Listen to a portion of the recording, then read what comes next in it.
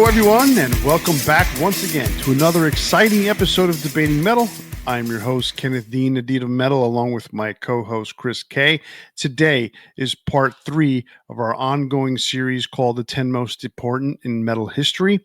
Part 3 brings us to the ever-colorful, the ever-maniacal, the 10 most important drummers in metal history. Drummers are a different breed. For a bunch of guys and girls that spend their time hitting things with sticks, they can be some of the cleverest and most reliable members of the bands we love.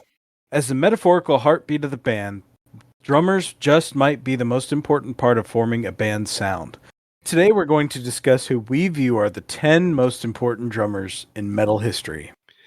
If you caught the first 2 of this 5-part series, or this is your first time checking out Debating Metal, I want to say thank you for listening. And so that you don't miss another episode, click subscribe, download, like, or follow on your favorite podcast platform, and we'll drop by every week or so. All right. Chris, we are in part 3 of our 5-part series, and today we've come up to drummers. Like you said in the intro, they hit things with sticks. So they're a little different breed. But the guys that we're going to be talking about here, as different as they are, man, they are some of the most unique and hardest hitting individuals, but at the same time, intelligent and some of the most diverse, best drummers that are out there. I mean, past and present to some degree. Yeah, I mean, drummers are certainly a difficult one to do because there's so many amazing drummers out there. I think with the other instruments, people immediately come to mind, and I have like maybe 10, 15 that I just already know in my head who I want. But when I think of drummers, I mean, there's even just within one band, sometimes there's like 3 or 4 that I'm like, they're all freaking amazing. So there's obviously a little bit more nuance to this one in that, not just amazing drummers, but, influential, and that maybe change their genre up a little bit. So, I mean, this was a tough one for me, but overall, I mean, I'm pretty excited to talk about it.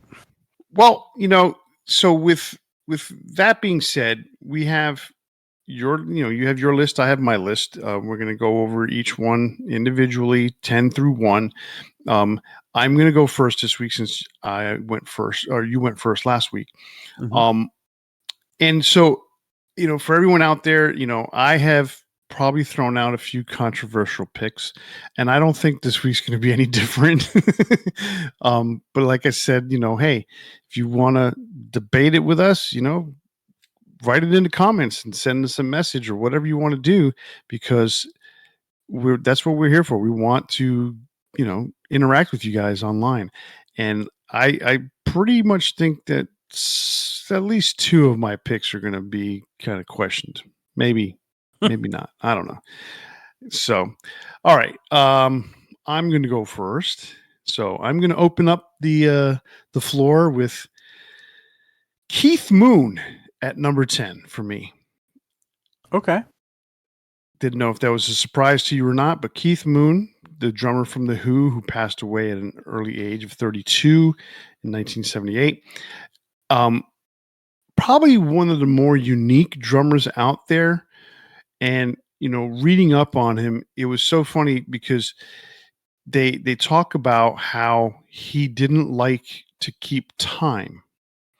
But it wasn't a matter of keeping time so much. Like, they say he would speed up, that he would slow down, but it wasn't a matter about keeping time for him so much as the groove that he got into.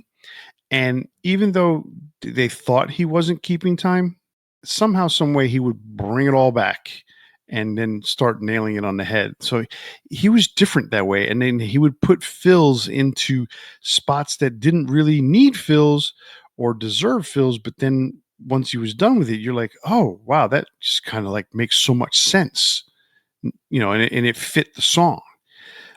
So he hated doing drum solos, but yet he loved being a showman behind the kit. So it was kind of almost, it was semi oxymoronic because he said that the solos were boring, but at the same time, he loved putting on a show behind the drums, and he loved being a part. He wanted to almost be a front man behind the kit, kind of thing. Not Yeah. necessarily being a singer, but just being a showman.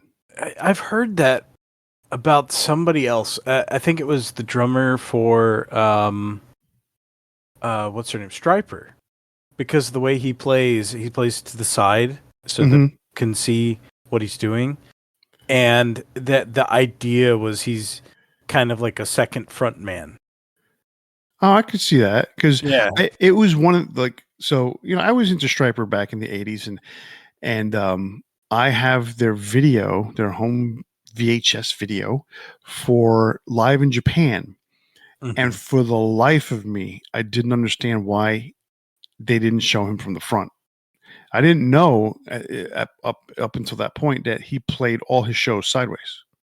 I had Yeah, no idea. it's a different thing, but yeah, that was the whole.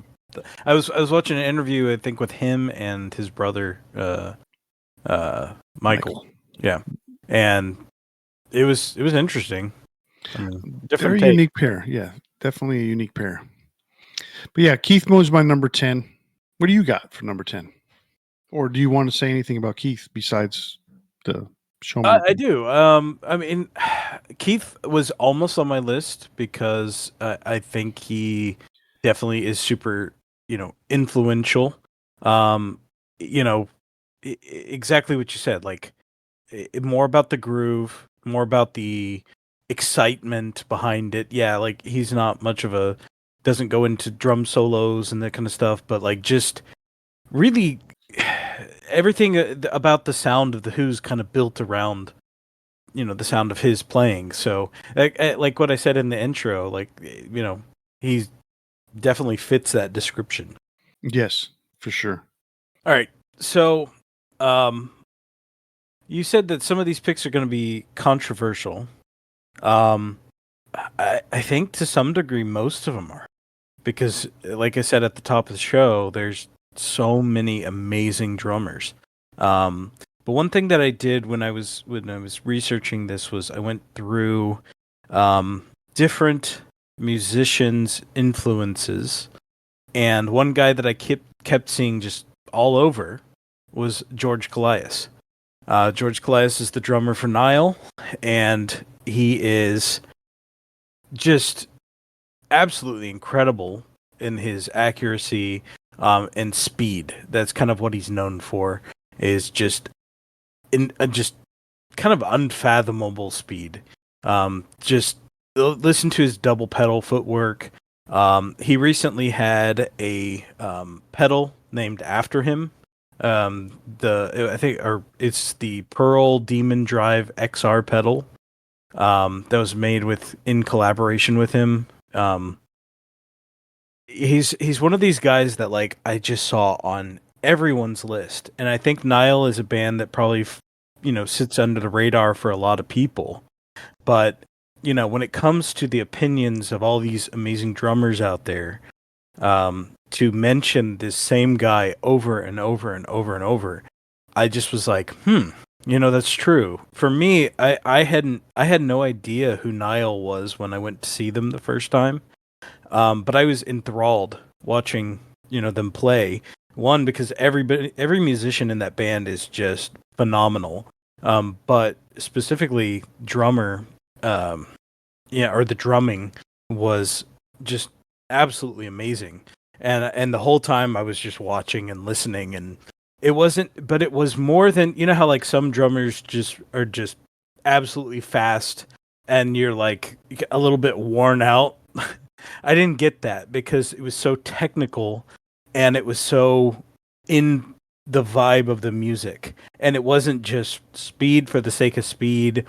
It was beyond that. And I think if you haven't watched him play or heard him play, take a look at YouTube, watch some videos, and you'll be just absolutely blown away. But I had to put him at number 10 because I think he's more of a musician's musician in that way. but I think Niall is extremely underrated, and hopefully, some of you guys out there will listen to him after this. I've never listened to Nile before, and one of the things that I've taken from doing this show with you now for 5 years is that you've opened my eyes and ears to many new sounds, many new bands and styles of metal. Um, and I the same to you for certain Oh, for sure. things. And so it's this whole podcast has been pretty much an ear opening experience. And someone like, I kept reading the same thing. I kept seeing his name pop up on all these top 10 lists or best drummers in the world kind of lists, and so for the people listening, you're going to see, and this has happened for the first two episodes to some degree, probably more going to happen in this one than on any of the other ones. But you're going to notice that Chris and I have two distinct different patterns of thought when it comes to who we want on our list. I really, really, really dig deep into the term importance and what they mean to the scene. And so do you to some degree, but probably not as much as me. And you're more on the influential kind of side, which is Mhm. fine. That it works for what we're doing. But people out, listening to this are gonna be like, all right, who's George Calais? Obviously, if you're not into Nile or if you don't know anything, people are not going to know who George Calais is. I haven't heard him, and I'm going to admit that. I'm not the all knowing of heavy metal. I'm getting there. But and by no means do I think that I'm the ultimate expert in metal. We do this show very humbly every week or so because we just enjoy talking about this shit. Um, but it's one of those things where it's like I could have picked so many different drummers, just like you were talking about, based on just pure skill, and because they're all going to be influential to some degree, right? But Yeah. I also took it, like a step, I guess, deeper. Is like, what the way I look at it was like, what does this person, where does this person fit in this grand scheme of the history of metal and metal drumming, and Mm. and whatever instrument it is. And so someone like Keith Moon, the Who didn't play heavy metal, but if you listen to Yeah, a but they song like, influenced so right. many drummers. Yeah. Exactly, but if you look at a song like Baba O'Reilly, I mean that's a pretty heavy song. Yeah. If you listen to, Who Are You, that's a pretty intense song. So some of these drummers are not necessarily going to fit the metal vibe, but as we go through this list, everyone's going to know, yeah, that dude influenced this dude, or we all know that this particular guy always talks about this guy. Mhm. So that's my explanation for who we're picking tonight. So everyone kind of gets an idea heading into it. Um, so my number 9, and of course people are gonna. This is where it gets controversial for me. Number 9 for me is the guy I had to pick, Lars Ulrich. Oh, Uh, okay. And yeah, he could have been higher, but I do respect the other guys, in such a way that I would think that, Lars Ulrich would be behind those guys. So everyone's going to, who's heard the show for the past 5 years or whatever, or recently tuned in, is going to say, oh yeah, again, that's a homer pick, or that's because he loves Metallica. Yes. And yes. But at the same time, I do try to be as honest and forthright about why I picked who I picked, and I've gotten into the argument with Kirk Hammett, and I'm defending Kirk Hammett. Rob Trujillo last week and Cliff Burton were easy. I left Jason off because I think Rob is better than Jason, and I know that Cliff is better than Jason, kind of thing. And I wasn't going to litter my list with 3 Metallica bassists. But Lars, when you look at Lars and you say, okay, everyone jokes about Lars all the time. He's a terrible drummer. First of all, he wouldn't be where he's at if he was a terrible drummer. Okay. Let's just put it that way. He's not the best. We all can acknowledge that. I can acknowledge that. But he's not by any means the worst. Okay. A lot of people will sit there and say, well, he goes out of time. So did Keith Moon. And I will say this, Keith Moon is a very highly regarded and highly respected drummer, from the 60s and 70s, and influential drummer for the rock scene. Most recently, there was an interview with Bob Rock, and Bob Rock mentioned that Lars Ulrich was very, very similar to Keith Moon in that way of playing, where it's not about necessarily the backbeat and the groove, but it's about the song, and it's about the riff and all that other stuff that goes along with the song. That's not part of the basic tracks of the song, the bass and the drums. And I don't remember what he said word for word, but he basically made a comparison that Lars was very similar to Keith. And I agree with that. After listening to that, I was like, you know what? That makes all the sense in the world. But there's more to Lars than just him playing drums in Metallica. And, a lot of people will see his name on the back of the credits and say, it says Hetfield Ulrich. What does Ulrich write? Okay. Well, he doesn't write anything per se. Okay. He doesn't come up with the riffs, but for a lot of people whose favorite song might be Enter Sandman out there, he's the one who heard the riff for Enter Sandman on Kirk's tape, and he told Kirk, "Hey, instead of doing this 4 times, do it 3 and then do a little lick at the end." And voila, we have the main riff to Enter Sandman. So it's Lars's idea to change things around and say, okay, we're going to bring this riff here, we're going to put it here in front of this one, and this, that, and the other thing. He's the arranger of the band, and basically that, his deal with James is they give him credit, or he gets credit for that, because he's the mastermind behind how the songs are structured. That's a big thing. That's there's several other drummers along this list that we're going to talk about that have similar jobs in their band, and different things that they bring to the table besides just the basic backbeat. The other thing that Lars brings to the table, and I've said this before, and maybe you've heard it. I know I've talked to you about it, but maybe someone out there has heard it.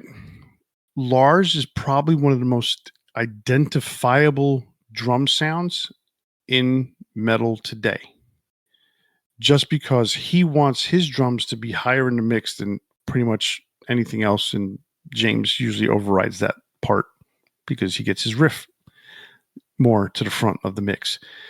And that is what Lars brings to it. Lars' drumming and James's guitar playing are the sound of Metallica. And for what it's worth, whether you like it or not, that is where they're at, and that's the way they've been pretty much since Cliff passed away. If you think about it, that's that. So that's why I'm looking at my notes here, and I just realized I left something out. If you look at all of these lists that people put together for best metal drummers, if it's got 25, Lars is in there. If it's got 10, it dwindles, but Lars is still in the top 10 for many different metal lists. He's not that bad. It's just that everyone thinks about everything else about him, and then piles that on and say, well, he's an asshole. Okay, fine. You want to think he's an asshole? Well, but he can still play drums pretty good. Okay. Well, he Napster. Yeah, okay. So he did the Napster thing, but he still plays drums pretty good. I'm going to get you a shirt that says Lars, not that bad. But I mean, think about it. Not a lot of people play thrash metal drumming. Now, some people might say that Lars doesn't do that now either, but that's not necessarily true. So he's not that bad. Okay. Not large, not that bad. I like it. And a big bald head right on the front. Oh, I know the picture that we should put on it. We should put that as our first merch piece. A picture of Lars. Not that bad. And not that bad. So Lars is number 9 for me. Okay. Well, I agree with pretty much all of your sentiment there. Lars, I have opinions on the guy, but as far as being a drummer, um, he fits the sound of Metallica, as I've said many times before. I don't think there's many other options out there in the world that would have worked for, that group of people. And you can't deny the hits they've put out there. So, yeah, I can definitely see your choice. I was actually a little surprised you didn't have him higher. So, Well, like I said, there is something to be said about people's skills. And in many cases, the other 8 guys above him, they've got some skills. So gotcha there. I thought you meant people skills, like interacting with people. well, that too. Then Lars would be a little higher. So my number 9, again, controversial probably. My number 9 is Bill Ward. Bill Ward, I think you can't deny the impact that he's made on the metal scene. The original drummer for Black Sabbath, brought his, style into, most things that followed, right? The guy has some little jazzy elements. He has some bluesy sound to him. He plays with the swing sound even sometimes, and it's interesting to hear. It's coming out of the 70s, right? So like really technically coming out of the 60s and bringing that sound into it, and then obviously Black Sabbath brought in something much darker and started really metal as we know it.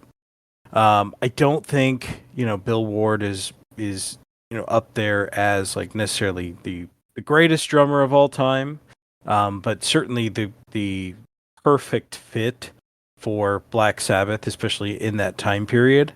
It's a tragedy to me that so many times that they've done reunions and this and that, it hasn't worked out. They didn't want to pay him enough, this and that. Hopefully, this plea from Ozzy to do one more show works out, and we get to see all 4 members of Black Sabbath play, one more show. That'd be amazing. I'd even love it if they brought in just like any surviving members just to do something. That'd be freaking amazing. But I mean,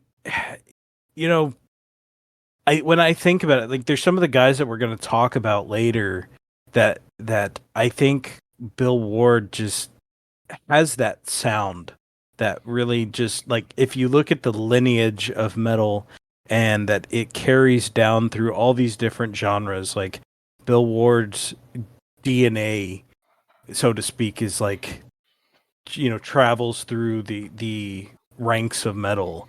And so like putting him at 9 sounds bad, but it's top 10 in like 4,000 drummers. So in that context, well, we shall see who I put above. All right, and so since we're talking about Bill Ward, he's my number 8. So I'll talk about him and Interesting. Okay. continue that. So Bill Ward, you mentioned it, jazz influence, blues influence, he had a swing to him. Listen to side 2 of Black Sabbath. There's a swing to his playing. Even on the song Black Sabbath, there's a swing to the way he plays drums. And I'm going to mention that a few times tonight for certain drummers. It's more than just that swing vibe. It's an aura, it's a presence, it's a vibe that he gives off that all these drummers that have that same skill, they give off because they're not just playing uh, their instrument. We talked about. I saw an interview with a guitar player. He said he's played Eddie Van Halen's guitars. Because he was a friend of, he was a contemporary. I can't remember who it was. Um, he's and I've heard, or it was a Steve Lukather, I think it Mm. was. He goes, I've played Eddie Van Halen's guitars. You know who I sounded like? I sounded like Steve Lukather because they all have a different kind of attack. They all Yes. hit the strings different. They all their thumb and their finger that holds the pick. They all have a different strength, or they all have a different style in which their pick hits the strings. And some hit them harder, some hit them lighter. It's like wearing Jordans. I'm still gonna jump like me. You know? Exactly. So all those things, that's what makes a difference. There's some people hit the snare harder than others. When I was in a band, the first time I was in a band legitimately, we won a talent show with a song. Our drummer, we knew he had limitations in terms of his timing, but since we had gotten him literally the night before the show. We taught him the song, and because he had limited knowledge of the song, he wasn't able to put in a fill in the spots that he should have put in a fill that would have thrown his timing off. So we were lucky, and that's how we ended up winning the show. And because he didn't put in that fill and didn't throw his timing off. But man, the guy could hit a snare hard. So it gave a little bit more oomph to the song when we needed that spot where the snare came in and basically did this fill that he had no time to mess up. Well, basically the next day we fired him because, well, not the next day, a couple of weeks later, because we're practicing and it's like he can't keep time with a fucking clock. So we're like, what the hell, man? So we ended up saying, all right, look, we're going to bring somebody else in. And we brought in this girl, and this girl played the drums. Timing was impeccable, but every hit of the drums sounded exactly the same. You listen to the tom toms, the snare drum, the bass drum, all had the same attack, all had the same lack of power. And I kept telling her, man, you got to slap that fucking snare drum. Come on. And she refused to do it. That was just her style. So everyone is different. And Bill has this thing about him, very, and it's not too far off from Keith Moon, although Bill was a better timekeeper. But the fills and the space that Bill, um, It's the for lack of a space better in term, between. the Yeah. space in between, the fills that he used. Now, there's fills that you know work in the spot where there's supposed to be a fill, right? And then there's fills that just you're not expecting a fill, and all of a sudden you hear drums playing, right? That space that he uses and the unique timing of which he puts in this beat is what makes Bill really unique in the sense of for Black Sabbath. He did it in War Pigs. He did it in The Wizard.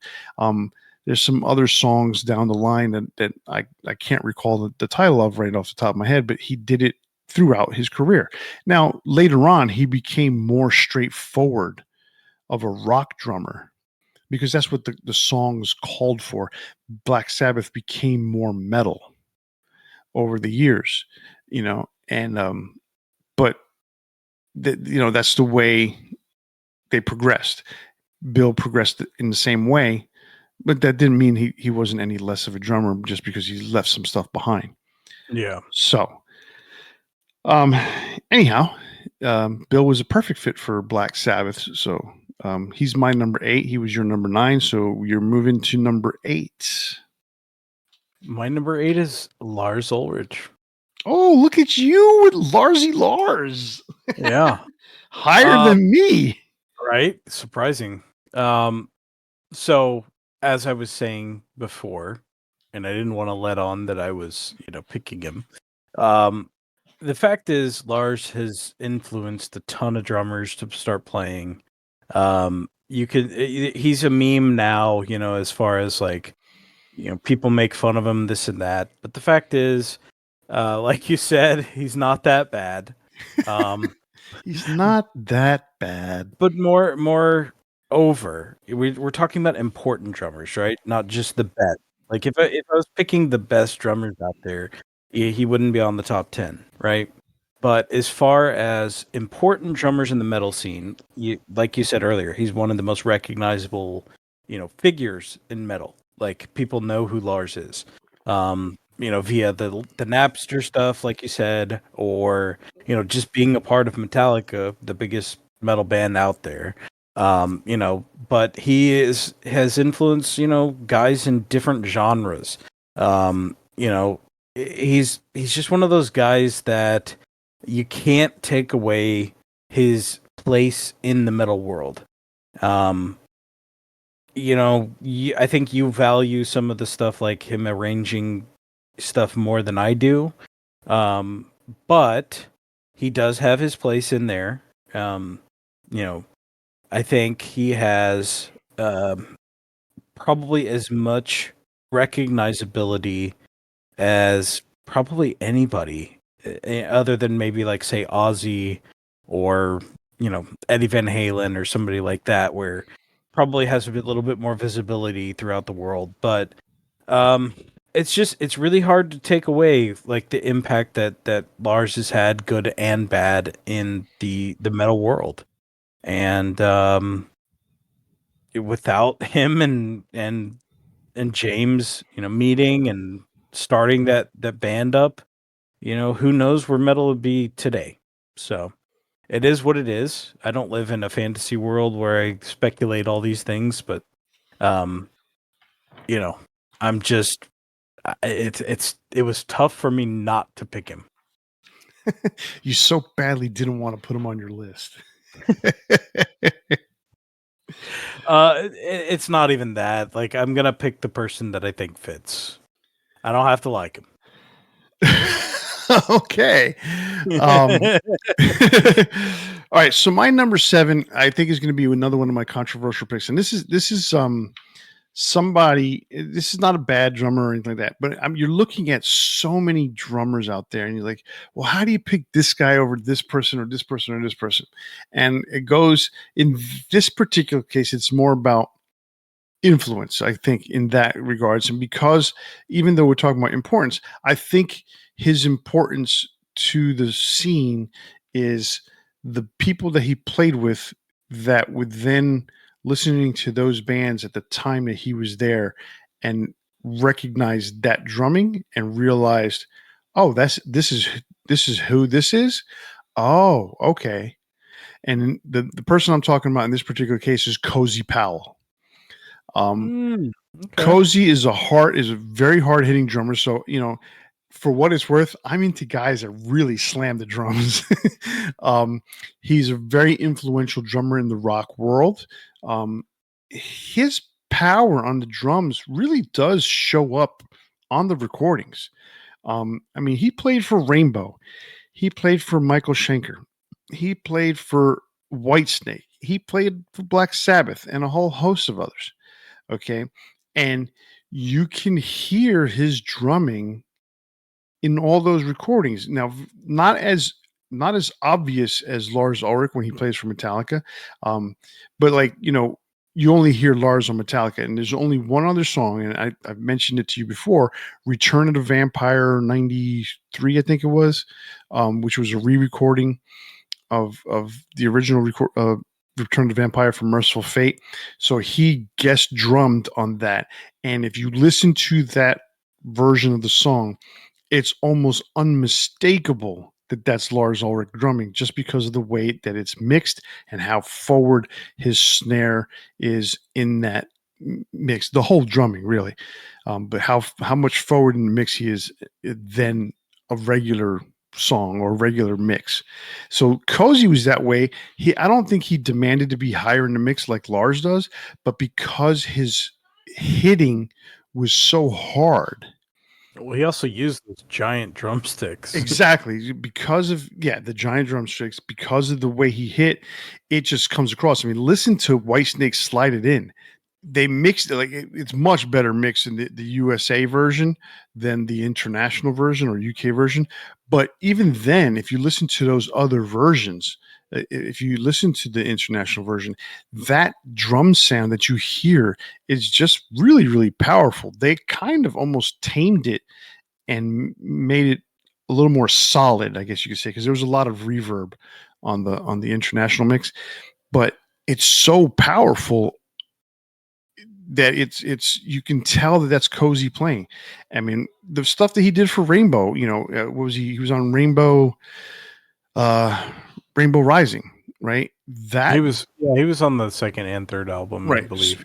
So I think it's the mix that I'm thinking about for Rainbow Rising that there's two different versions of the album that floating around, and then when they released the deluxe edition they put out both versions. There's the LA mix and then there's the New York mix. Yes, that is Rising that you're thinking of there. Right. So when you listen to the intro of Stargazer, I mean, you hear that drum intro and it's, I mean, look, for 1970, what, 74, 70, I mean, 76, 75, 76, right? That's pretty hard hitting, and I'm not trying to say that everything sucked before that, okay? But there's certain mixes, there's certain fills and intros. I mean, like, obviously there's certain songs out there by certain drummers, and I don't want to mention them because we're going to probably, their name may show up later. It They have a tendency to play a certain way and they have a certain mix. Cozy had that style to him, and I really, really enjoyed his playing. So I thought that that was one of those things that I should put him on the list because I think he was important and influential as well. Yeah, I think he definitely qualifies. I don't have him on my list, but I do really enjoy Cozy's playing. I'm a big fan of Rainbow Rising. Um, as I've said before on a different episode, but um, at one point, way back in the days before, even I guess it was the beginning of having the auxiliary cable in the car. I had a CD player in my old Jeep, and the CD Rainbow Rising got stuck in there and didn't come out for about a year. And I don't mean like in a jokey set. Excuse me. And I don't mean in like a jokey sense. Like it literally was stuck in there, wouldn't come out, and then one day I'm driving to work and it just pops out. And I was like, I like grabbed it immediately because like as much as I love the album, I don't ever need to hear it again because I've heard it about 4,000 times. But yes, I absolutely love Cozy Powell's drummings, and it's unfortunate like he's no longer with us, died way too young. But yeah, I think he's totally valid on the list. My number 7 is Chris Adler. Chris Adler's one of the original members of Lamb of God, and his drumming is, I think, in a modern age, has influenced so many other players. I've heard when he started playing, I heard so many of my peers, my people my age, talk about Lamb of God, and a big part of that was his drumming. I mean, just really um, groove oriented, elaborate, very intricate. Like if you listen to some of the fills and some of the changes, they're like it just for what we said about Bill Ward, the space in between.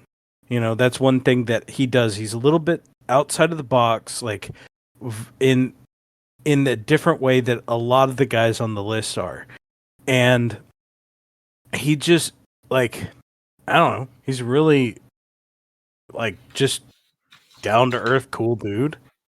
Um, And so, like, when he played with Megadeth, I was super excited to hear that. I love the album he's on, Dystopia. Um, and it just, I was a little bit sad that he left, but he was replaced by another one of my favorite drummers, too. So, I was fine with that. Um, but I've always been, like, even though I'm not the biggest Lamb of God fan, sorry, even though I'm not the biggest Lamb of God fan, I've seen them live um, 3 times, I I think it think you've seen is. him live twice with me, I think. Twice with you, but I've seen them 3 times, and never on purpose. But they're always with somebody I want to see. So I've seen them like 3 times, and it might have been four. I don't know. I may have seen them more than anybody else I've ever seen. Um, but the first few times I saw him with Chris Adler, and I was blown away. Like, he's great. And then who's their drummer now? It's true. The last time we saw them, um, It was Chris with wasn't the drummer. it was with the new drummer. Um, the guy's name is Art Cruz. Oh yeah, Art Cruz. Yeah, he really good too. Like, Yeah, no, he's very good as well. but yeah, Chris Adler I think is in the modern age one of the most influential drummers as far as his style goes. There's like I said, there's so many people that have kind of emulated, or not necessarily emulated, but just been uh, you know, influenced in the style of way he plays, and um, you know, definitely up there, or at least gaining up there in my top favorites as well. Well, I got to say this. I like Chris. I actually think he's an outstanding drummer. Well, one of his influences is Lars Ulrich, as well as Shannon Larkin and Stuart Copeland from the Police. Oh The yeah, Stuart Copeland. Oh my God! Like Stu, I don't have him on the list because I don't really think of him as related to metal. But obviously, drummers in metal can have influences outside of the genre. Period. But he's a freaking amazing drummer. oh, absolutely, absolutely amazing. Chris Adler for me, uh, spoiler alert, he's not going to be on my list. Because he's one of those guys that at the end of this episode we're going to mention a few names that we did not speak about tonight, only because, like we said earlier, there's just so many names, and you could pick any of them. And they're all going to be outstanding. But for us, we had to pick between influential, importance, and all that stuff. Chris Adler is one of those. I didn't put him down only because I'm from a different era. Okay, I'm from that 70s, 80s, early 90s era, and that's where I'm looking at the importance of those guys to the guys that are now in the 2000s, 2010s, and 2020s, right? Hmm. So that's where I fit. You fit in the middle of that, closer to the more modern side of it. So that's why you have people like Chris Adler on your list, and I get it. I love it. I love Chris Adler. I mean, when he joined Megadeth, I was so excited, and I read this interview. It was so funny. It talks about how did you approach the album making Dystopia, and he's like, well, obviously he had to kind of go with what Dave Mustaine wanted him to play. And he said it was harder in some cases and easier in others. Easier in that when he played with Lamb of God and the style of drumming that metalcore and that kind of music entails, you're constantly playing everything all the time. You're constantly playing these maniacal bass drum beats. It's basically a constant drum solo. Mm. Whereas when you're playing in Megadeth, yeah, there's a progressive touch to Megadeth, but for the most part, once you get to the basic part of the song, the verse chorus, you have verse, you have your beat in the verse, so you're playing your regular, snare drum, snare drum, bass drum, whatever it is in there. You're not doing this, 4 minute long double bass playing triplets every second kind of drum beat. So he found that refreshing, but he also said it was very hard because that's not his style. That's not his regular style. He's more of a metalcore drummer. But he chose to play with Megadeth when he was asked, because he knew it was going to be a challenge, and he loved the fact that he was going to be playing with Dave Mustaine, and he wanted to be part of the band. Unfortunately, between one thing and another, he couldn't continue. But that's what makes, I mean, Dystopia is such a good album. Holy cow. Oh my And god, it's quickly rising to be one of my favorite Megadeth albums. but here's the funny thing, because it's Dave Mustaine and because it's Megadeth, right? It's a Megadeth album. So Chris Adler's drumming itself doesn't stand out. Very similar to when Eric Singer joined Kiss from Revenge On, basically. Um, he he brought a very simplistic style of drumming because that's what Gene wanted him to play. That's what Paul wanted him to play. They did not want him to play this complex stuff, which is funny because when he first joined, he played the complex stuff. I mean, if you listen to Kiss Alive 3, the drumming that he put on Detroit Rock City made so much sense. A lot of double bass because of the way that the song is structured, right? A lot of double bass that goes along with the bass line that Gene has, right? And if you listen to future recordings, it's not played the same way. He's playing it back more of the Peter Criss way, Mm, more swingy yeah. than metally, or metallic. So it's very different, and that's Gene's influence. And hey, keep it basic, keep it simple, But Eric Singer is absolutely amazing drummer. Listen to the stuff that he did on Badlands. Listen, even some of the stuff that he did early. He did some stuff with Black Sabbath. He did some stuff with Lita Ford. Great drummer. So Chris Adler, he was basically in Megadeth, did this one album, and you can't tell it's Chris Adler.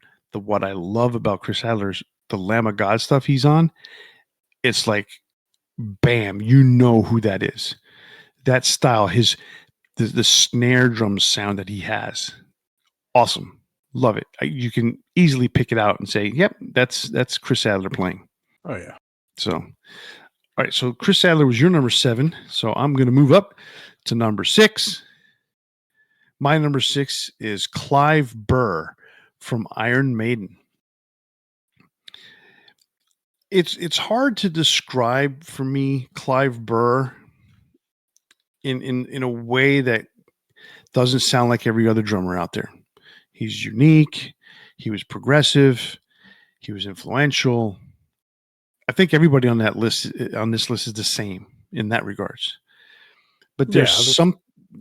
there's something about Clive's playing that is so cool that Nico McBrain, being as good as he is, has never been able to replicate that groove that Clive had. Okay, and I don't, I don't know any other way to say it. Look, I love Nico, but my favorite Iron Maiden drummer is Clive.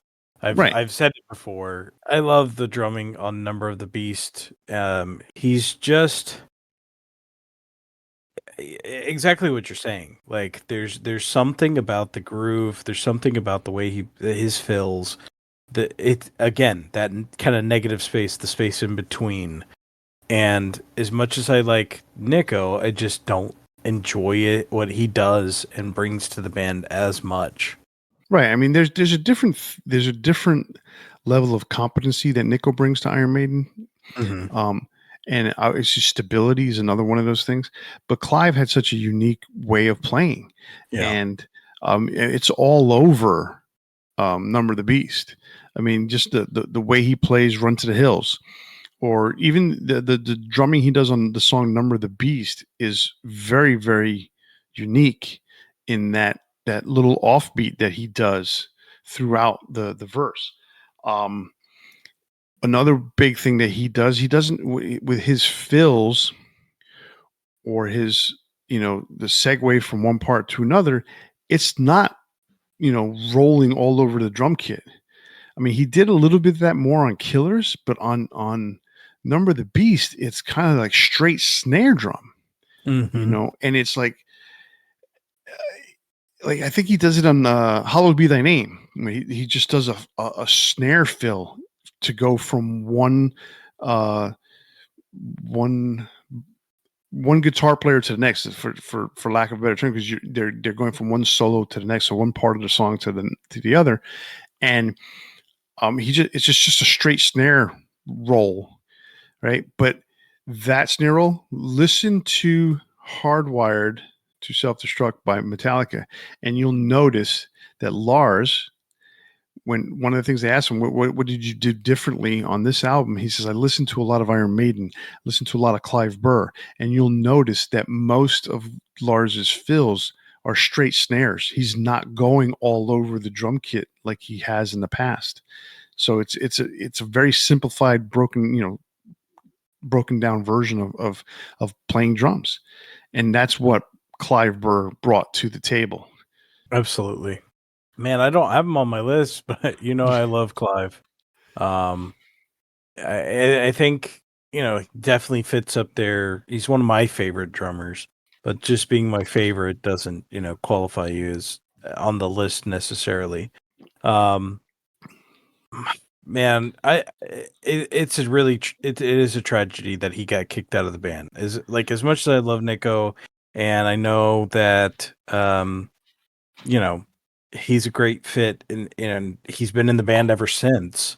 Um, I just always kind of wonder what could have been with Clive in the band, but it is what it is. Reality is as we see it. My number 6 is Thomas Haka from Meshuggah. Um, and I did listen to an interview with him with his name being pronounced because I saw a lot of online discourse about how to pronounce his last name, and that's what he said. So, Thomas Haka, also known as the Atomic Clock, um, I've heard that before. he he might be the best drummer I've ever heard in my life. The guy can play like 4 rhythms with.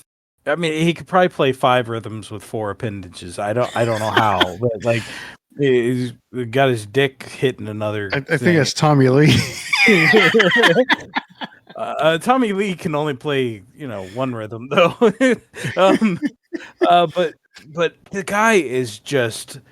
It's like he has 4 parts of his brain running at the same time. It's incredible. I can't even describe it.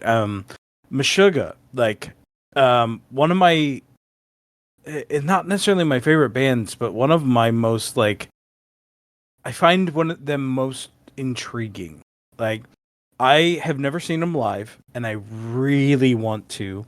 And one of the biggest reasons I want to see them live is I listened to an interview with Bill Burr talking about Meshuggah. He went to a live show, and he's not much like he's not a crazy metalhead or anything like that, and doesn't get into everything. But he heard them live and was just raving. Like this is the most incredible thing I've ever seen. Like he was like, it's life changing, to go see these guys play. And you know, I just I love listening to this guy talk. He's just absolutely interesting as far as like his takes on music and stuff like that. I You liked talking what about Bill there. Burr? No. Oh, Thomas. Thomas Saga. Sorry, shifting back over to the guy we're actually talking about. But just the ability to play these polyrhythms and incorporate like all these different patterns that just shift back and forth and alterations of the all the patterns and you know know what he's doing all throughout this, being able to shift if there is a problem, like say his drumstick breaks, he doesn't stop. It just continues on, and he finds his way back into the music without missing a beat. But like it's absolutely incredible to see. And for him, like again, this is in the modern age of music, um, these guys you see that are all these guys trying to play mathcore, um, metalcore, etc. I mean, Meshuggah's been around forever, and everybody started copying them. Gent and all that stuff. These guys, influenced several genres that you and I don't necessarily listen to, but you have to take it into account. Like, it's not just what we're into all the time.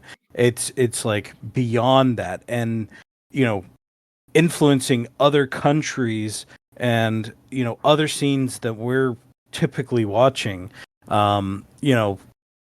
Again, like I said with George Calais, like this guy's all over everybody's lists as well, and so I'm a Meshuggah fan, and I've been listening to them God since I was in middle school, and just if you don't listen to anything else, and I'm talking to you and the listeners, anything else, at least check out Bleed and you'll know what I'm talking about. Like, Bleed is one of their biggest songs. I think it was probably, their most mainstream song. But just listen to the drumming on that song and you'll just be like blown away. So I will have to check it out because I've listened to Meshuggah a few times. I haven't been able to really sink my teeth into them, so I don't want to say I'm not I into them. I, I think we got to go see them live. I think it's one of those that we need to like make the effort to go see them live. Yeah, and they were here a couple years ago. Yeah, you know how it goes. Yeah. So yeah, I would definitely check them out. That's for sure. Um, I when I was doing the research for this, yes, I saw his name all over the place in terms of top 10 drummers in the world. But again, I'm from a different era, and so I was looking at different influences and different reasons of importance. So my next drummer, my number 5 drummer, um, fits in that mold. His name is Charlie Benante from Anthrax. I know that guy. Yeah, Charlie. Um, so I mean, if anybody ever sits there and says, "Well, Charlie," basically, if anybody says a bad word about Charlie, they're stupid. Okay. I'm gonna beat him up. I mean, Charlie Benante, multi instrumentalist. Let's put it that way. Okay. He is the godfather of the blast beat. A lot of people credit him for being the first person to put a recorded version of the blast beat down, but that may or may not be true. And he just kind of he takes it very humbly that people give him that credit. He doesn't believe it necessarily, but he sits there and says, "Well, I don't know exactly what came before it, but it is what it is." Um, he's very technically precise drummer. He has a good vibe and a swing to him. Not as swingy as say, Bill Ward, but there is a groove to him that I like. Um, he's one of the drummers from the Big Four bands. And Charlie is also, what not a lot of people realize, he's one of the main songwriters for Anthrax, but not because of drums, the riffs. Mm-hmm. He is one of the main riff writers for Anthrax. And so, like, I believe, if I'm not mistaken, it just stands out. I Am the Law. That riff is his.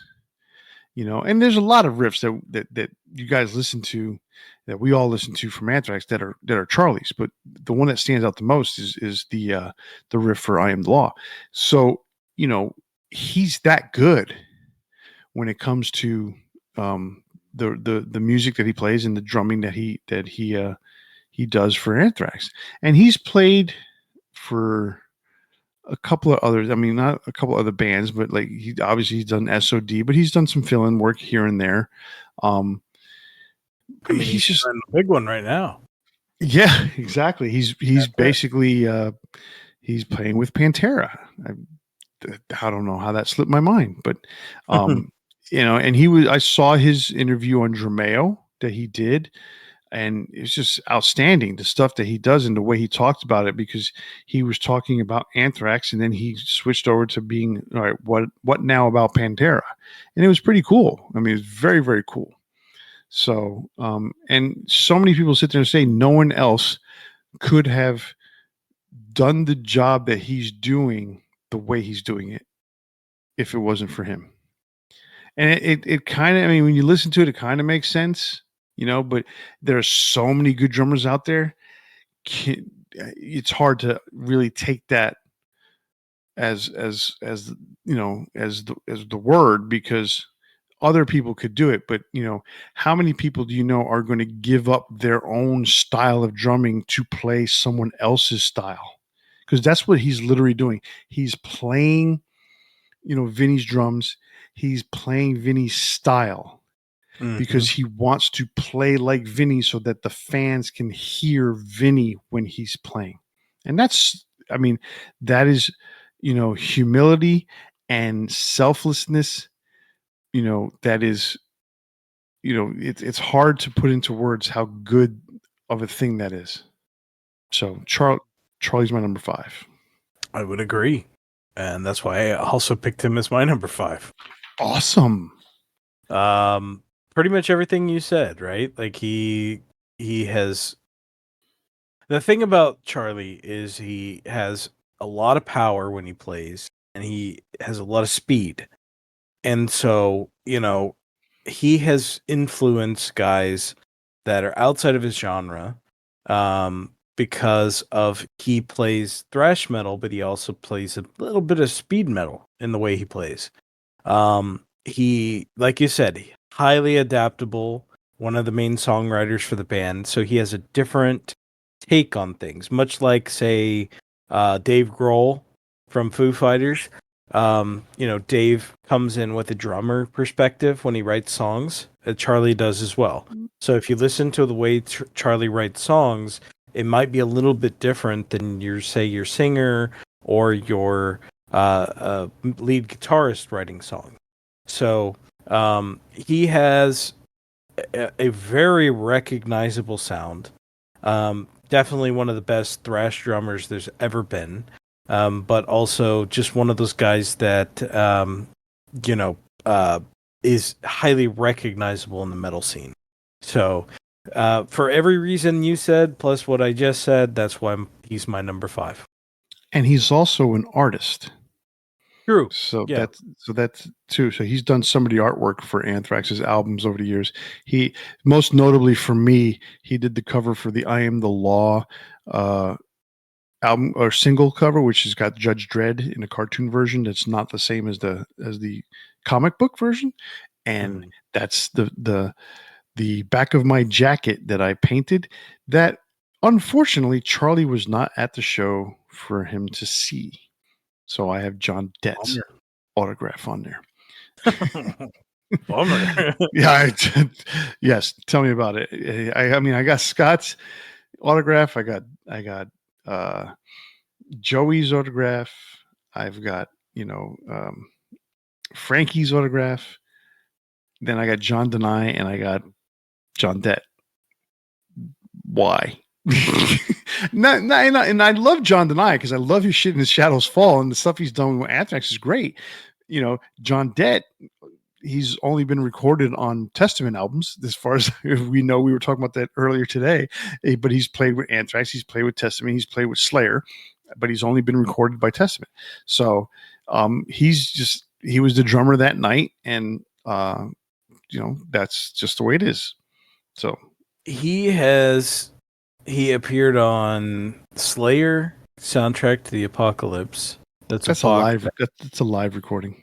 But yeah, I know. I'm just saying Mhm. that's what he's been on. And he's been on Testament live at the Fillmore.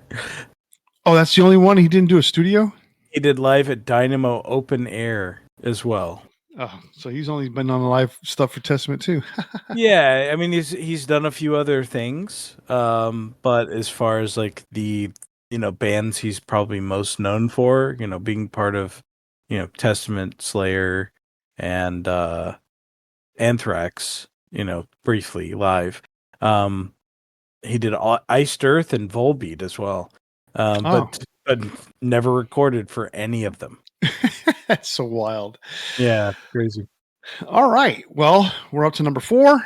Number 4 for me, we're going to stick with the big 4. And so we're at number 4 with the big 4. It is Dave Lombardo. He is my number 4 drummer. Dave Lombardo of Slayer fame. And we're going to go back to the one thing that we've been saying a lot tonight is his swing. He has this very identifiable swing to his sound that he plays with, and it's like you hear him in Slayer and you know that's Dave playing, because you could totally identify Paul Bostoff as not having that same swing. And nothing against Paul, because Paul's a great drummer. He is not Dave Lombardo. I'm just going to put it that way. um, I thought they Dave were the same guy. Dave also is being, you know, he's coined as the godfather of double bass drumming, which, you know, that's a very loose godfather thing, kind of, because, you know, he came to prominence in 1983 with Slayer's debut album, but there was a guy named Filthy Animal Taylor that did some stuff a little bit before that. 1982, there's a German band named Accept that put out a song called Fast as a Shark. That was widely considered as one of the first speed metal songs. So that came out before Dave Lombardo became famous. So, you know, I'm not going to say anything. You know, he's known for that because that's became a style that he was known for. Um, and you can't take away anything from Dave. Dave's done a ton of stuff. Drummer for Suicidal Tendencies, drummer for uh, right now he's drumming for Mr. Bungle. Had a little brief stint in Testament. He had a brief stint in Testament twice. Um, and he also had his own band named Grip Inc. So I remember when he left Slayer and he did Grip Inc. I mean, Grip Inc. was basically a different form of Slayer, but you could see his drumming was so identifiable. It's I also how you say gripping with a Russian accent. What? Gripping. Why you stopped me cold in my tracks on that one? I'm saying it's Grip Incorporated, Grip Inc. Okay. And gripping. Whatever. I'm not going to even touch that. It's Friday night, folks. This is what we're doing. All right. So Dave Lombardo. Do not fall. I'm gripping your hand. Right. He's my number 4. What do you got? My number 4 is Well, Gene. do you have before you go on? Do you have anything to say about Dave, or is he going to come up later on for you? So He's going to come up later on for me. Okay. So, Number 4. My number 4 is Gene Hoglan. Gene Hoglan has played with every band that's ever existed. He was in the Beatles for a while. No, he's played with so many different musicians. Oh no, you're talking about Mike Portnoy.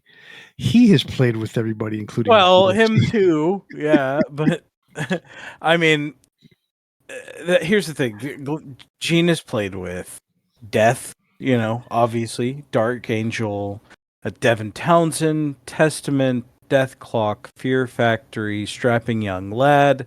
All of those bands pretty highly influential. I mean, maybe not Death Clock as much, but if you're a younger fan that watched the show, absolutely great music.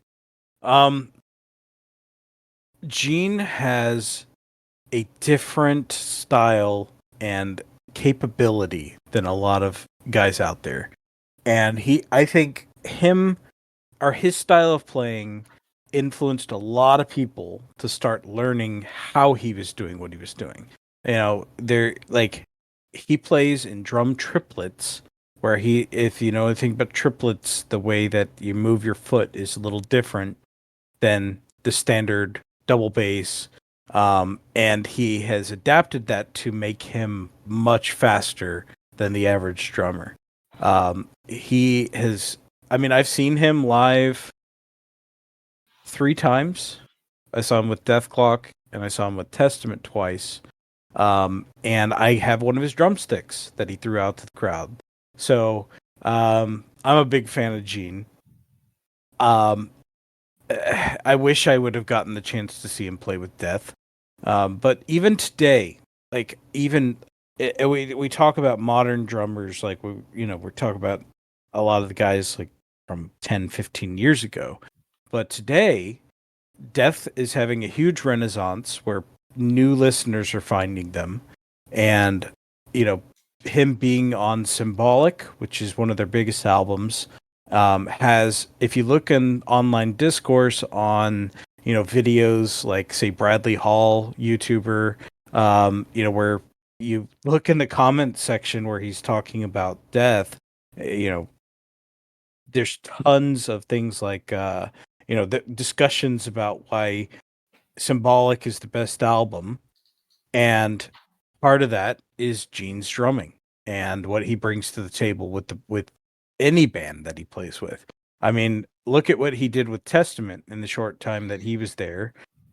Say short time. I mean, he was there for a little while, but I mean, they put out some albums that it's going to be difficult for anyone to follow him. And luckily, they have found a drummer that really fits their band well and can play some of the stuff that Gene does. So it is impressive. Like we've talked about before, there was a discussion when he went in to the band, like, do you want me to play like me? Because nobody's going to be able to follow me, and not in a negative. Like he's not an arrogant guy, but like he's also realistic about his capabilities. And he was like, what if I leave the band? What's going to happen afterwards? Are y'all going to be able to find somebody that plays like me? And it sounds arrogant the way I'm putting it, but he's a much more humble guy in the way he said it. So, I have him as one of my favorite drummers, but also one of the most influential drummers of many different decades. I like Gene, and I remember I saw that interview when he was talking. It was on a video, on deluxe edition of Dark Roots of the Earth, and Mm-hmm. when he was recording that album, he's like, "Hey, do you want me to play like me, or do you want me to play something that some other people can play?" Right. And because it makes sense when you think about it. Because quite honestly, for his age, Dave Lombardo probably can't play what Gene Hoglan plays. No, and I'm gonna he's put it such that a way. different type of drummer too. Right, exactly. So when Dave took over for Gene in Testament, the first tour that they did, they went back and they picked songs off of The Gathering that Dave was on, and they basically almost like it was almost like a gathering tour type of tour, Mm-hmm. that their set list was heavy with songs from The Gathering and stuff that Dave could play. Now, later on, they did add in other songs, and I think that a lot of that had to do with giving Dave the opportunity to learn those more complex songs, because I know he probably could do them in his own way, but he had to learn how to do them in his own way because he wasn't going to be able to do it in Gene's way. That's for sure. Yeah, Yeah, but the young kid that they got now is pretty damn good from he's what I great. understand. Yeah. So yeah, I like Gene too. I've seen him, I think, once live in concert with Testament. So that was pretty cool. And I don't. Did he ever step in for Anthrax? I don't think so. Maybe once. I don't know, but I have some sort of memory about that. But I wasn't there for the show, so I don't know. Anyway, Let's see, Gene Hoglan. He's he did backing vocals on Slayer albums. Show No Mercy. He did Evil Has No Boundaries. oh So yeah, he's he on the was Slayer literally album. teching for Dave Yeah. Lombardo. Yeah. He did Fear Factory. Um, he was on Brendan Small's solo albums as well. Uh, he did. No shit. He did a Bear McCreary album. He did a Godzilla King of the Monsters soundtrack. That's Hmm. cool. And he did play live with Anthrax in 2012 and 2018. So I was right. Nice. Cool. Cool. All right. He played drums for Opeth for two videos that they did. Wow. I had That's no impressive. idea. Yeah, interesting. That's impressive. Okay. All right. Well, Gene's cool dude. That's for sure. Um, so Gene was your He's number high. 4. He's not that bad. No, no. All right, number 3. We're getting to the nitty gritty here. Okay, number 3 for me is a little Australian boy. That was a terrible accent.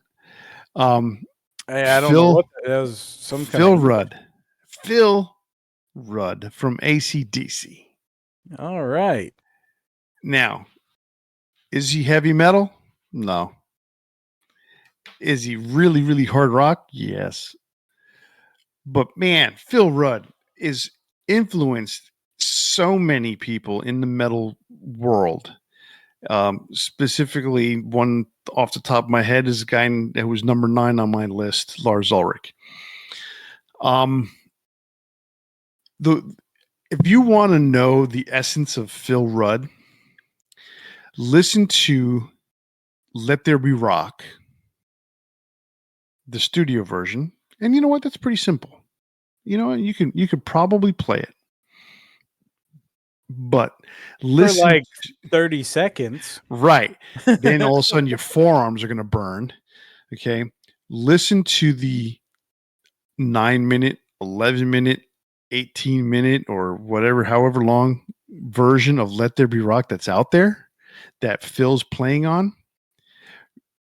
Remember this, there's only 3 times in the entire song where there's any sort of slowdown or stoppage. And then it's basically playing eighths the whole time. And it is, like, I mean, even what's his face, the dude is Chris Slade, talks about that song, as being the most difficult song to play from AC/DC because of that. It's just a constant beat, beginning to end, just playing, dan and you're playing those eighth notes the whole way through the song, except for 3 times. That right there just tells me how good he is. You want to see something else? You want to see how hard he hits the drums? Watch the movie Let There Be Rock. Somewhere, I can't remember what song it is. I can't remember how many songs into it. They're replacing his snare drum because he broke it because he hit so hard that they had to change it out in between songs. They show the whole change in the movie. But not only that, he has got a groove, and he is such a steady player that you find your groove. Listen to Metallica. Oh yeah, listen to the Black Album from Metallica. The whole album, Lars Ulrich said, my main inspiration for playing drums on that album was Phil. And because Lars took out all the fills that he would play in Metallica typically in the previous 4 albums, and he just left it as straightforward as he could possibly make it for the Black Album. And that is totally a Phil Rudd type of thing. I call Phil Rudd no Phil because he barely does any fills in AC/DC, but I mean, solid. And the more as I grew up and I got older, the more and more I heard people talk about how good Phil Rudd was, is the more and more I appreciated how damn good Phil is. And especially when you listen to like an album like Fly on the Wall, or the one that came after it that has Heat Seeker on it, Blow Up Your Video.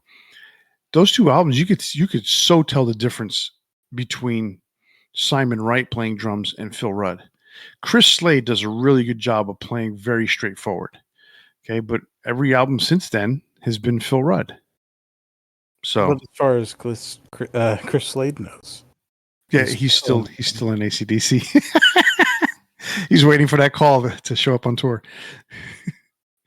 All right. You have anything to say about Phil, or do you got to go to number 3? Yeah, I mean, I think Phil is the definition of a reliable drummer.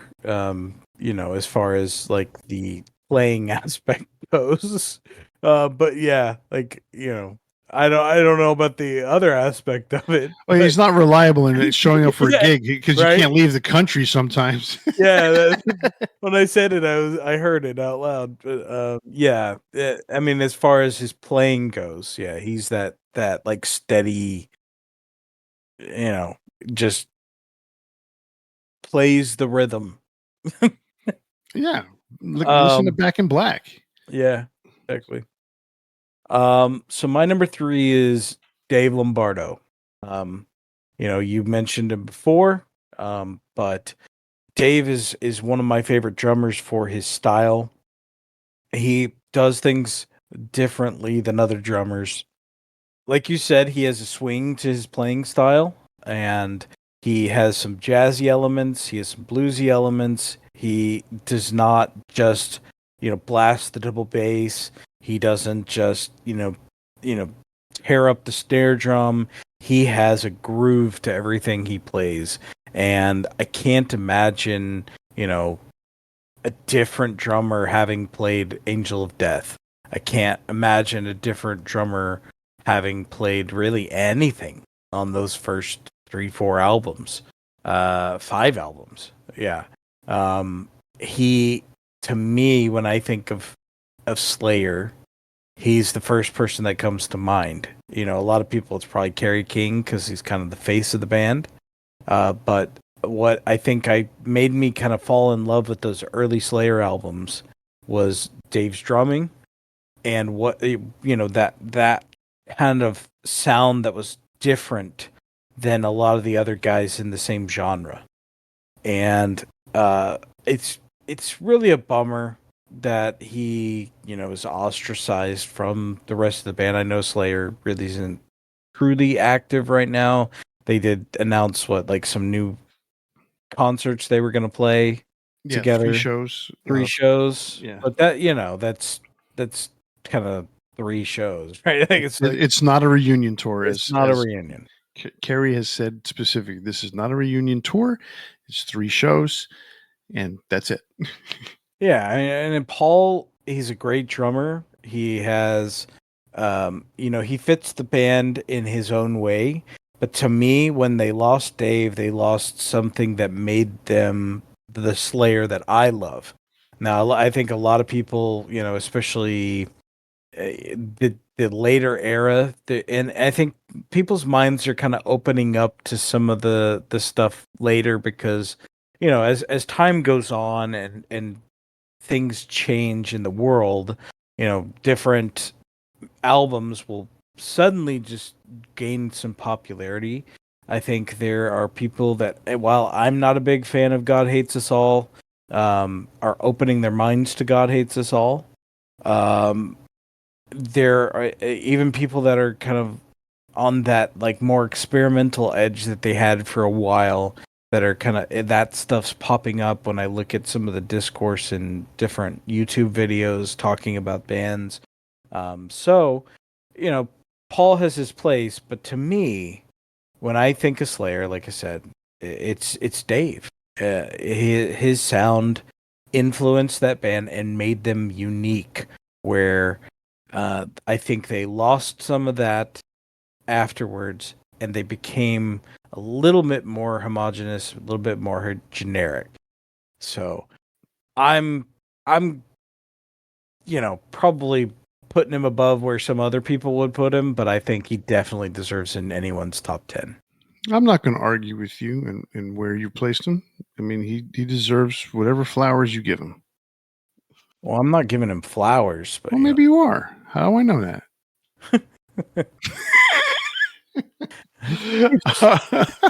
he just wakes up one day with random flowers on his porch, From Chris. And Uh, Chris is sitting behind the flowers. and nobody will know it's me because there's about 40 billion Chris's out there. So Right. Okay. Number 2. We're getting to the nitty gritty. I said that about number 3, but we're even nittier and we're even grittier. John Bonham, Led Zeppelin. okay. Okay. So, John Bonham, just about every rock drummer cites John Bonham as an influence. There's not a lot that don't. John Bonham, if we talked about Phil playing hard, if we talked about Cozy Powell hitting hard, okay, John Bonham, I mean, he played with like almost like real trees. His sticks were so big. His drum sound was enormous for just for the year that his playing that he started 1969, 1970 all the way through 1979. That drum sound is huge, and a lot of that has to do with the way Jimmy Page, recorded him. But fucking hey, dude, that dude can hit the drums. And that's a really big thing about him. But you know what? It's not just because he hit him hard. It's not because he hit him, he was a heavy player. That guy was so good. Listen to what he did in 1969, where he's playing triplets on, you know, Good Times, Bad Times, Communication Breakdown. I mean, listen to that shit. That was really fast shit for 1969 for a blues band out of nowhere. I mean, he was that good, and everybody says it. Unfortunately, 1980, he passed away, and the moment that he passed away is the moment that Led Zeppelin ended, because there was just no way that they were going to be able to continue without John Bonham. Oh So yeah, I mean Jason stuck, like stepped in, played a couple shows here and there, I believe, right? yeah, well, Jason stepped in. I mean, years later. Years later, yeah, but You there was know, nobody else that could have done it. Right. I mean, they kept it in the family, and he did his best job to impersonate his dad. And because he does it now every night, he has the Jason Bonham experience that plays Led Zeppelin music all the time. Mhm. But that's way beyond. I mean, when 1980 came and John passed away, there was no one that was going to replace him. So Yeah, they ended the band. And then when Live Aid happened, I believe I'm going to say Live Aid was in 1985. Okay. The first time, I mean, that was exciting. 5 years after the fact, Phil Collins literally flies from England to the United States I, and plays with Led Zeppelin. Now, there's a lot of controversy about that. We're not going to get into it, but um, there was a lot about said about Phil playing with Led Zeppelin that night, but that's neither here nor there. John Bonham, I mean, everybody talks about John Bonham being an influence. At least every 80s drummer, late 70s drummer, even early 90s drummer, you ask who's your biggest influence? John Bonham was one of the big ones. Always mentioned. oh yeah, for sure. Um, yeah, I mean, there's nothing. Well, how do I want to say this? I don't think there's been anybody that had that same mystique about them, I guess, as far as a drummer goes, that I can think of. There's John is a legend, and he's one of those guys, like you think of like a Kurt Cobain, or um who's another musician that has a short career, burns out fast, but leaves a massive impression, like Jimi Hendrix, Jimi Hendrix, or Jim Morrison, Randy Rhoads, Randy right? Rhoads. So he has this legend behind him because everything that he put out was phenomenal, and he died young. He lived fast. The James Dean effect, right? So, um, he's one of these guys that, like, he's gonna be on anybody's list. Period. Um, so stay tuned. But my number two is Neil Peart. Neil Peart is was, unfortunately, he's passed away since, but was the driving force behind Rush. Main songwriter and main lyricist In fact, I believe he was for the longest time the only lyricist for the band. He was not on the first album, so that was John Rutsey. But Neil Peart, when he became part of the band, he is the heart of the band, I believe. Really, the strongest member in my eyes, and just really innovative, really adventurous, I would say. Um, he t- just approached the drums again in a different way. Like, Rush is an interesting band in that, they obviously only have three guys, and they all play their instrument outside of the box. That old kind of crusty term, outside of the box, right? Um, they have limited resources with three guys, so they have to kind of play in a different way than you would typically think. So his drumming fills the role of the, not just the rhythm section, but sometimes the uh what's the word I'm looking for? Like the harmonies even. So it's really interesting to hear, like, as a Rush fan, I wasn't when I was very young, but as I got older and I started listening to Rush, like, say, when I was in high school, when I was in college especially, I started respecting them in a completely different way. And while I don't listen to them every day, I have my favorites that come up on my list constantly. And, one thing that always gets me is I find something new that I never found before in one of their songs. Whether, it's a little nuance in the guitars, or something that Getty does on the bass, the keyboards, but even more so, just little things that I didn't hear the first time that I listened to, or the second time, or even the 100th time that Neil would do on his drums. And especially when I listen to, like, like when I'm on walks or something, I have my earbuds in all the time. And when their music comes up, I listen to something and I thought I heard it a certain way over the years, and then I listen again and I'm like, wow, just the intricacy at which this guy plays. And it's more than that. It's just, a lot of times you hear a song and it has a formula to it, and they go through, the chorus, the bridge, etc. But when you have somebody that is as prolific as Neil, you can go through different parts of the song and it still maintains the melody, it still maintains the overall structure of the song, but he has changed things up and adapted them to fit the portion of the song that tells a story.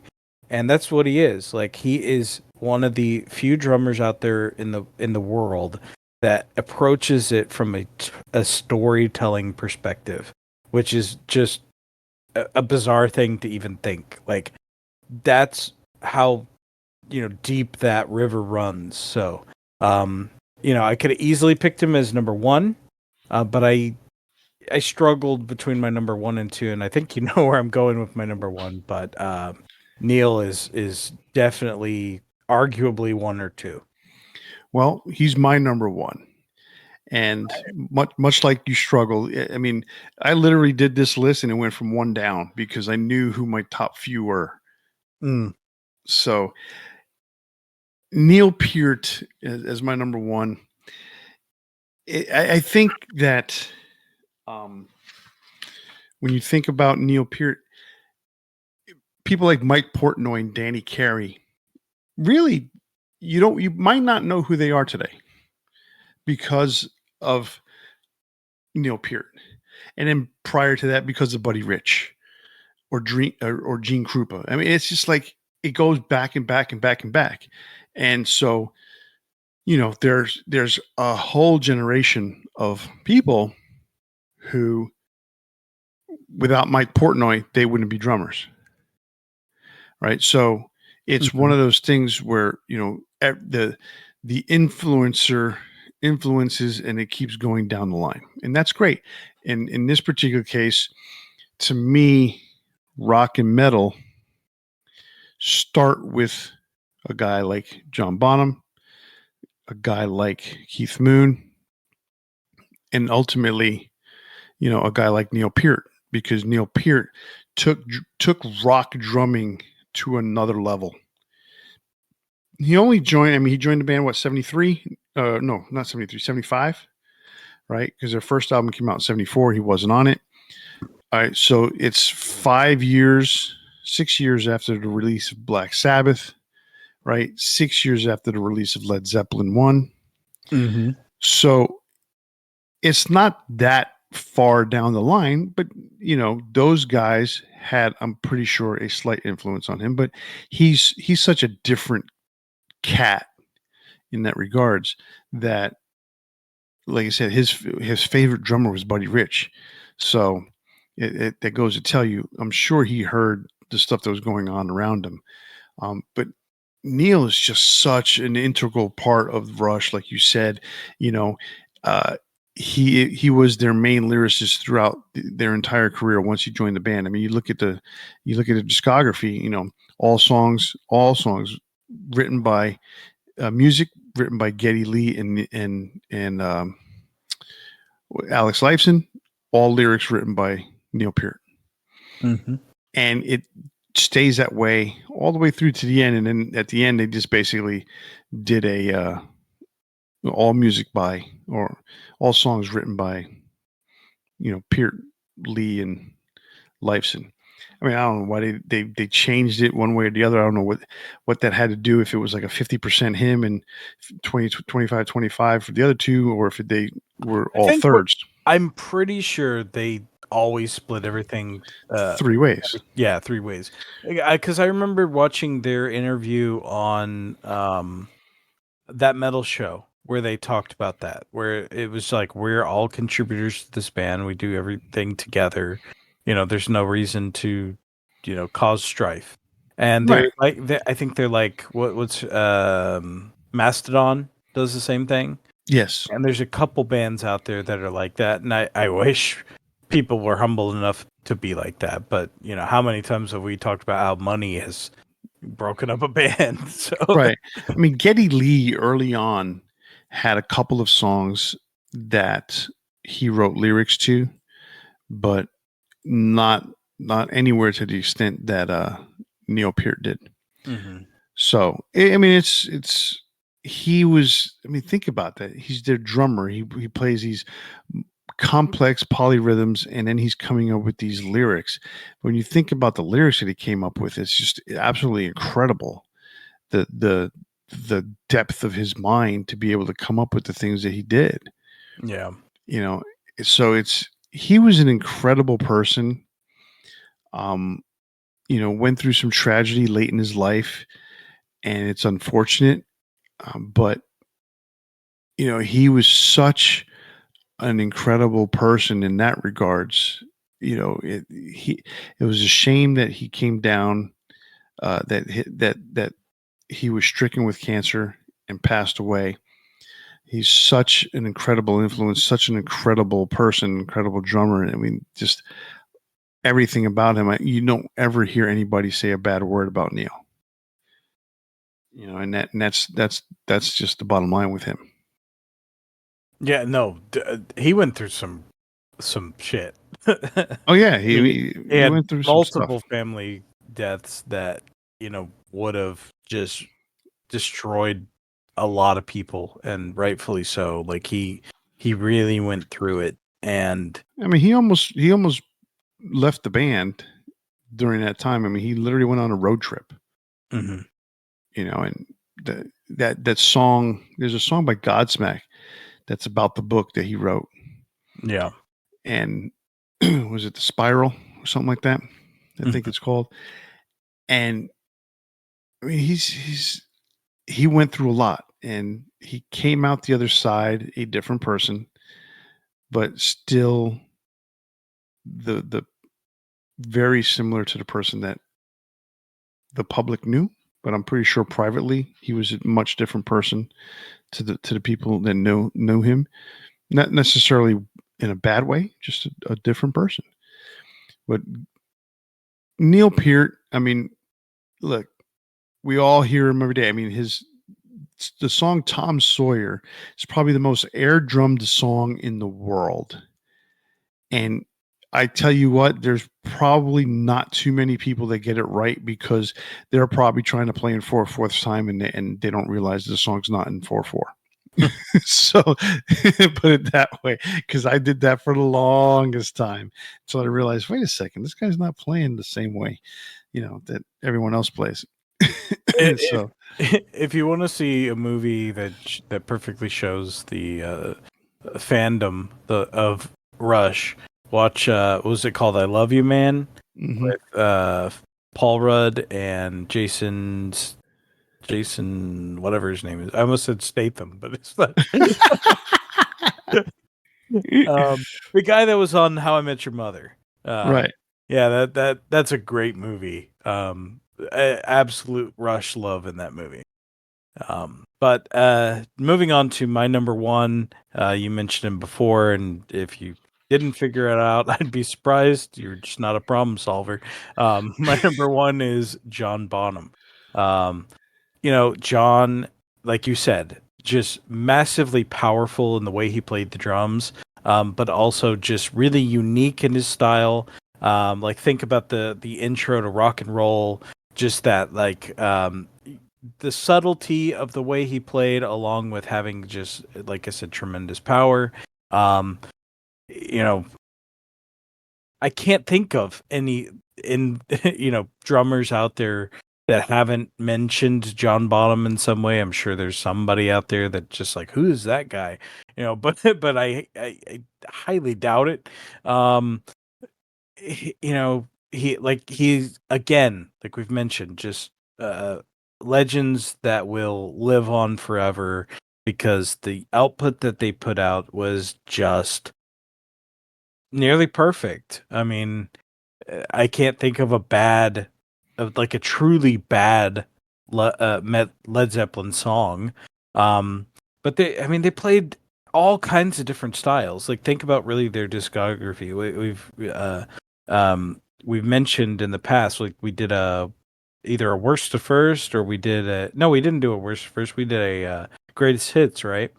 And yeah, they play songs ranging from Black Dog to Jamaica, where they introduced Jamaican kind of Rastafarian styles and things like that, where they followed all kinds of different influences, and in that effect influenced so many that followed. And John's playing, to me, will always be the highlight of Led Zeppelin. Like I love their music. I Robert Plant singing obviously is a huge aspect of it. Um, but to me, when I think about Led Zeppelin, and like if somebody says Led Zeppelin, probably the first thing I think about is the drum beat at the very beginning of rock and roll. I think of When the Levee Breaks. Fair Dun, enough. dun, I mean, da, dun, dun, dun, da, dun, dun, dun, da, dun. yeah, I mean, it's that you talk about heavy. I mean, that's like when you listen to other people record their version of it, it never compares. yeah. It's just it's crazy to think about how heavy that sounds. And that was 1971. Hmm. It's like, what? It's just like poof, your mind's blown about how heavy that shit sounded, and the way Jimmy recorded it. And when you listen, you hear the stories. Oh yeah, I just put one microphone in the middle of a staircase because he was playing at the bottom, and we hung the microphone at the top of this gigantic spiral staircase, and it's one microphone's picking up everything.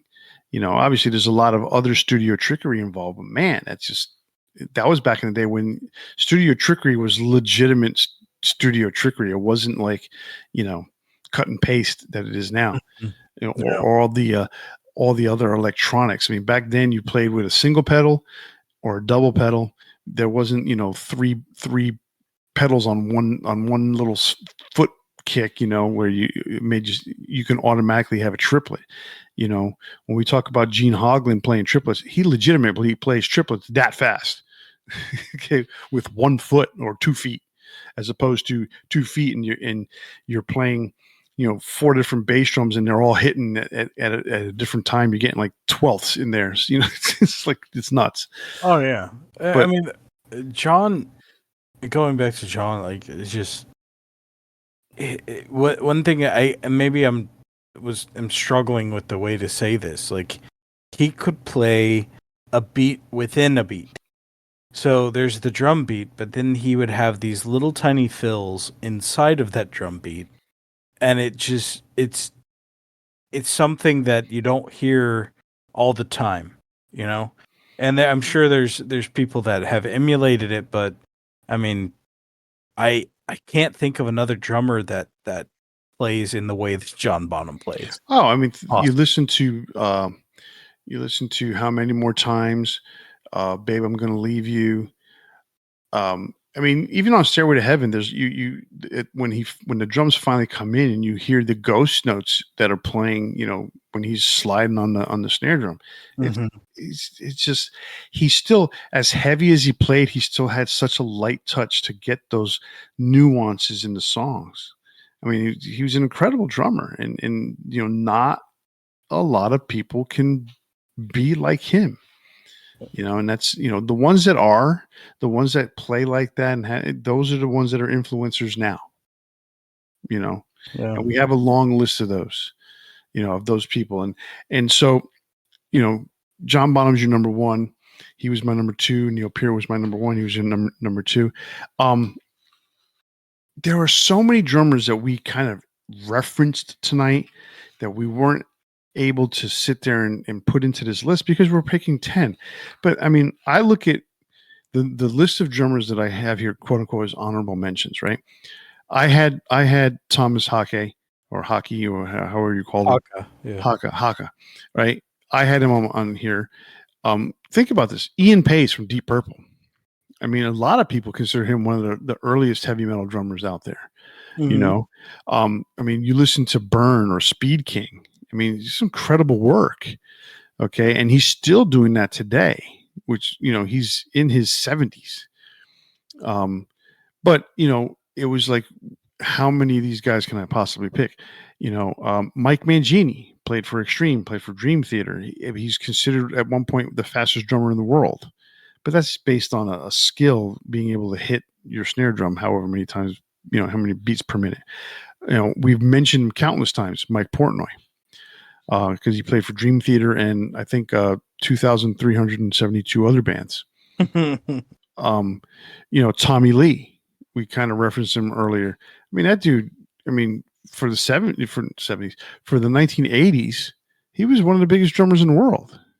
You Yeah, I know, mean he also, you know, branched out outside of just music too with his, before social media, the guy was viral for some of the stuff that he did. So, yeah, yeah.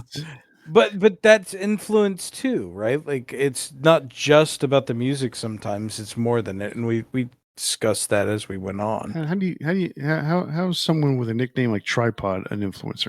Let's go on from there. I mean, I think you answered your question. Exactly. One name that we left off that we haven't talked about: Alex Van Halen. Hmm. I mean, come on, phenomenal drummer. He didn't make our list. Igor Cavalera, Yes, the Rev from the Rev. what's that band? Backcountry. What do they say name? you talk, you're talking about Avenged Sevenfold. Avenged Sevenfold. We never talk about them because I don't think either of us are huge fans. But listen to their drumming. I mean, the Rev was phenomenal drummer, and another guy that passed away way too young. Yeah, I mean, other drummers, we didn't even bring up Dave Grohl. We didn't I bring did up. bring up Dave Well, Grohl. you mentioned him. Yes, you did. We referenced him. We didn't bring up you know some of the grunge drummers that are really good. What's his face? The drummer for Matt Cameron. Soundgarden, Matt Cameron. Um, we didn't reference Sean Kinney from Alice in Chains. We Mhm. didn't. There's so many other drummers we didn't talk about. I mean, this one, I would consider him influential only because of his drum sound, but the drummer for Guns N' Roses, Steven Adler, you know, Oh yeah, the first album. I mean, we've mentioned it before. It's the best one by far. yeah. Um, So I mean, look, what's his name? AJ Piro, from Twisted Sister. Lots of people talk about how much he was such an influence to them.